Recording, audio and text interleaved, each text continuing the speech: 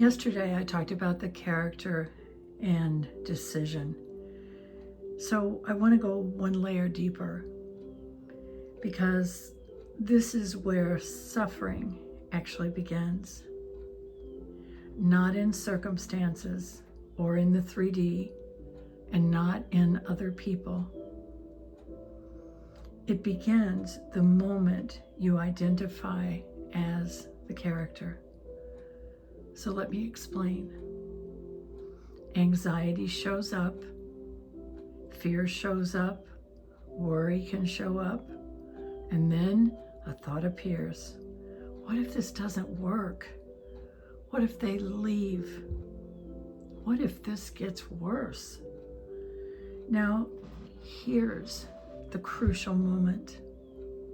If that thought is just seen, it passes. But if you think or say, that's me, that's my fear, that's my anxiety, you've stepped into the reflection. You are engaging. And that's where suffering begins. It isn't because the thought appeared.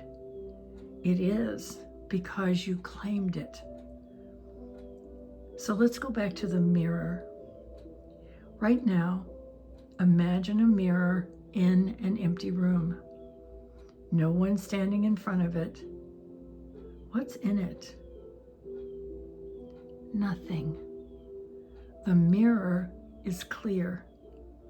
It has no anxiety, no doubt or frustration, and no story. It's just there. Peaceful, still, neutral. Now, someone walks in front of the mirror. The mirror reflects them. If they're smiling, it reflects a smile. If they're crying, it reflects tears. If they're angry, it reflects anger.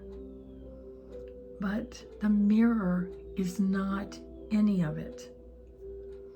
It never becomes the reflection. It simply reflects what appears.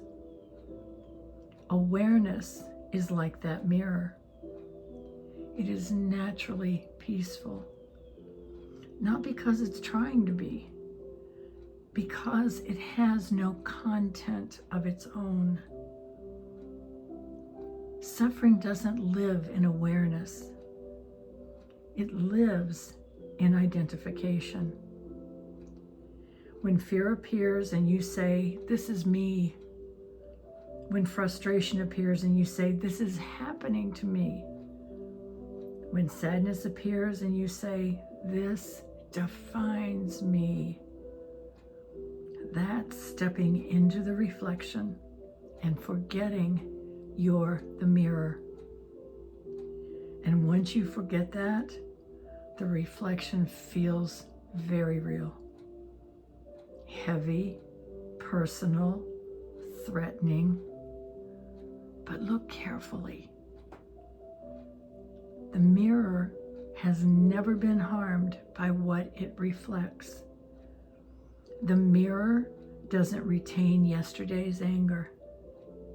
It doesn't store last week's anxiety or carry shame from a year ago. It reflects.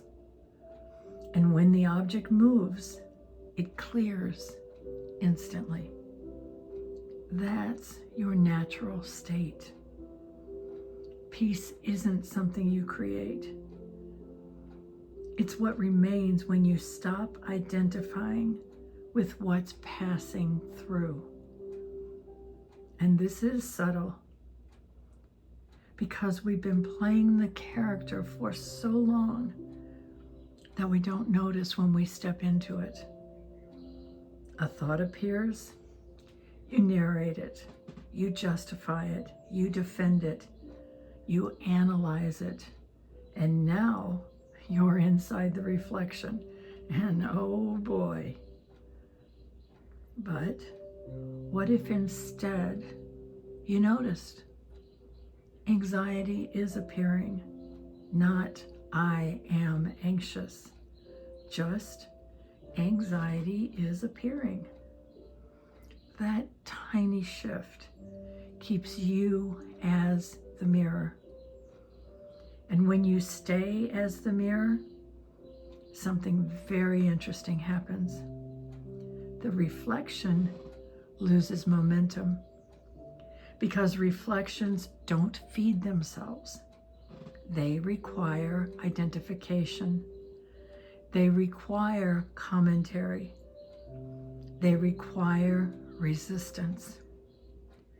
The moment you stop saying, "This is me," the reflection becomes, well, just weather, passing, temporary, impersonal.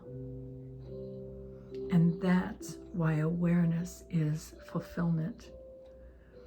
Fulfillment isn't excitement.